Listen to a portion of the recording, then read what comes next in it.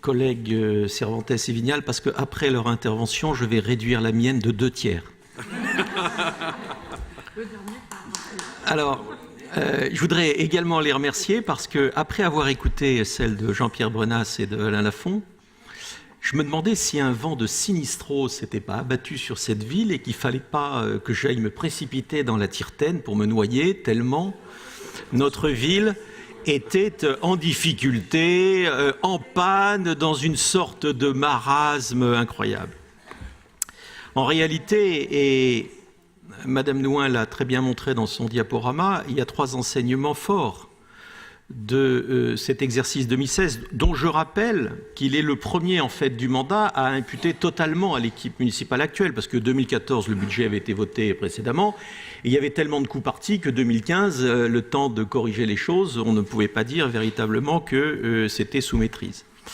Alors les 3 enseignements, c'est quoi? Je ne vais pas revenir plus longuement, mais le premier fait majeur, et Odile Vignal en a très bien parlé, c'est la maîtrise et la restauration de notre taux d'épargne brute, donc de notre capacité de désendettement.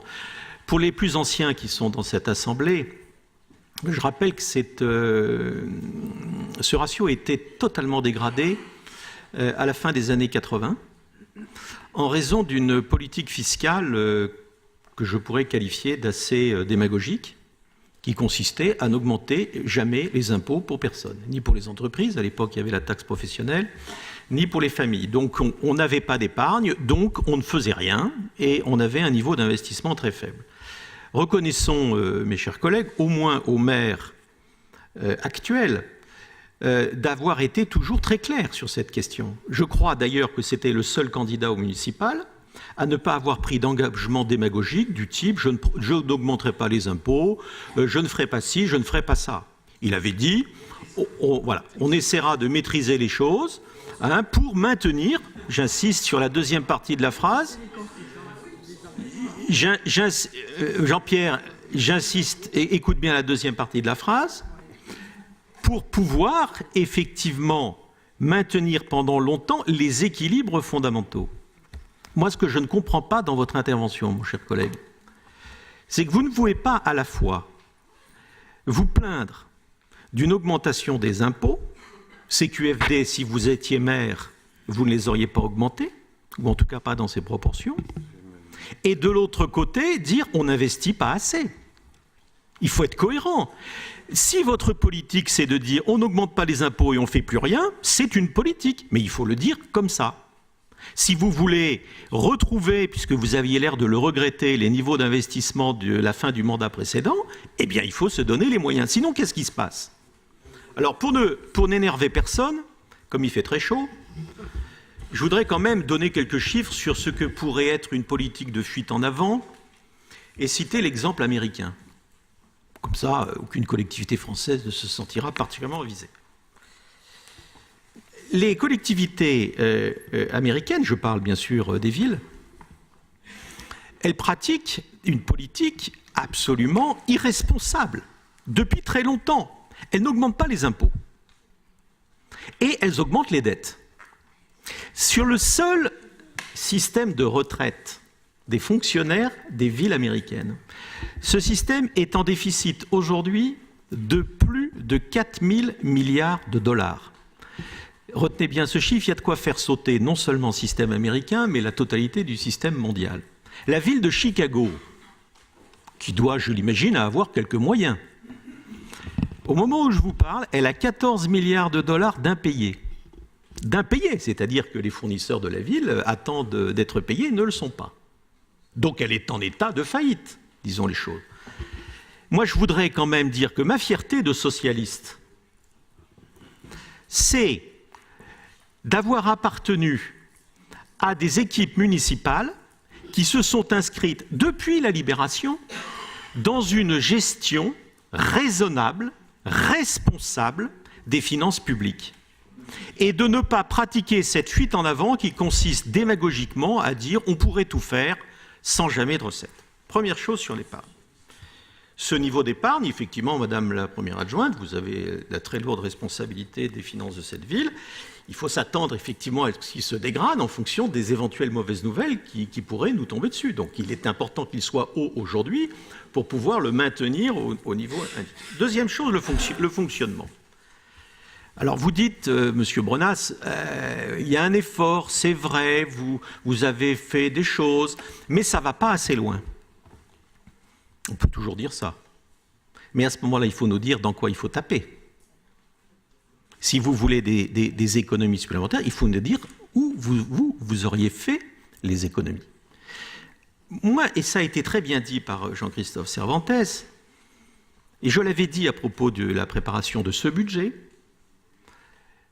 nous avons réussi dans le même temps à réduire et à maîtriser, je ne parle pas de réduire, je dirais que les dépenses de fonctionnement sont maintenant sous contrôle. 0,3 de la masse salariale, je peux vous dire que ce n'est pas facile. Hein? Non, jamais.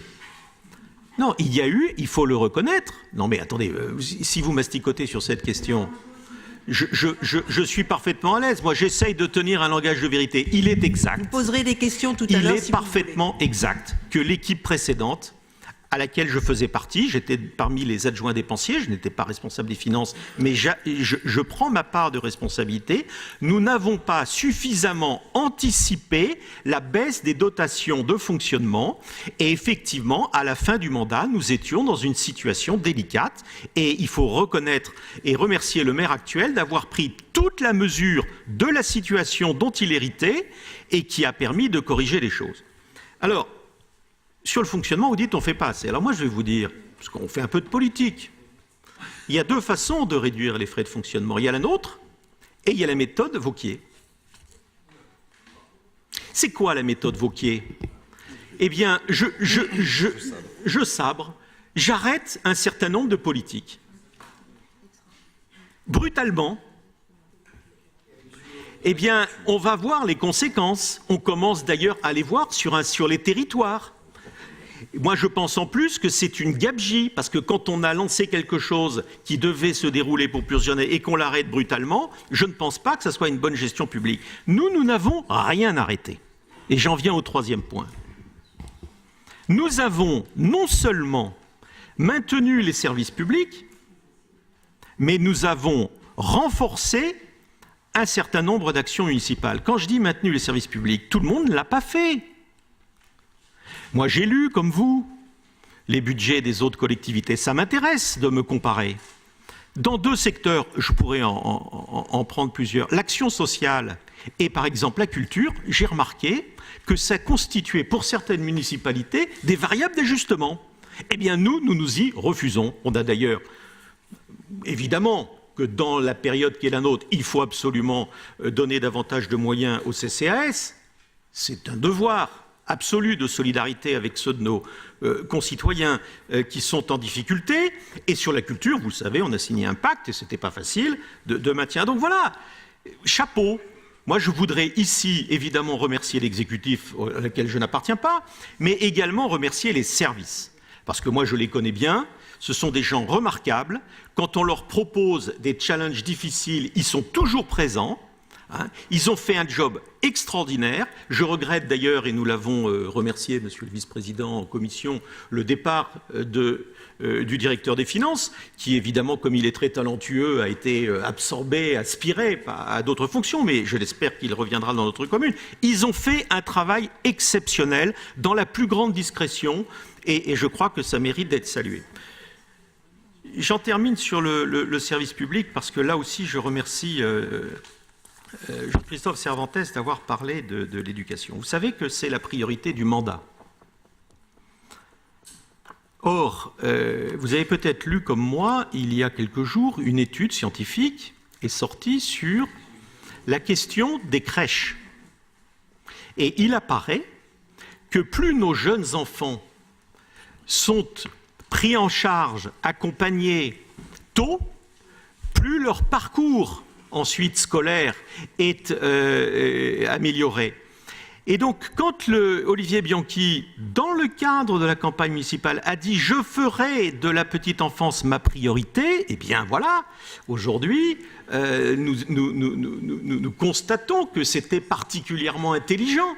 hein, puisque qu'est-ce qu'il y a de plus stratégique pour une ville que de mettre le paquet sur l'éducation de sa jeunesse? Et là-dessus, je suis d'accord avec Jean-Christophe. Moi, je suis très inquiet par le ministre actuel de l'Éducation nationale. Très inquiet. Car j'ai vu dans la nomination du gouvernement, il est ministre de l'Éducation nationale. Or, il est en train de nous expliquer que la réforme des rythmes scolaires, qui était appuyée, je le rappelle, sur des études extrêmement sérieuses, cette réforme était destinée à améliorer, justement, et notamment pour nos enfants les plus en difficulté, eh bien, le ministre dit finalement, ça sera comme vous voulez. C'est-à-dire que les villes feront comme elles veulent. Elles maintiennent ou elles ne maintiennent pas. Mais alors, il n'y a plus d'éducation nationale. L'éducation n'est plus nationale, elle est devenue même pas régionale. Chaque commune fait à sa façon. C'est absolument insupportable. Parce que nécessairement, les enfants qui seront dans des communes où effectivement nous décidons que c'est une priorité comme la nôtre, eh bien ils auront un maximum de chances, et ceux qui seront dans des communes où ça n'intéresse pas la municipalité, eh bien ils seront handicapés. C'est absolument insupportable, et je suis très fier pour ma part d'avoir reçu, je leur remercie, une note, je l'ai eu au courrier dans ma boîte aux lettres à midi, une note du maire expliquant qu'effectivement la position de notre ville serait de maintenir ce rythme. Voilà ce que je voulais dire. Je voulais à nouveau féliciter et remercier chaleureusement Françoise Nouin et les services pour cet excellent travail et leur souhaiter beaucoup de courage pour la suite parce que les nouvelles qui risquent d'arriver ne seront pas forcément de bon augure pour équilibrer nos finances et continuer à faire en sorte que cette ville avance. Merci.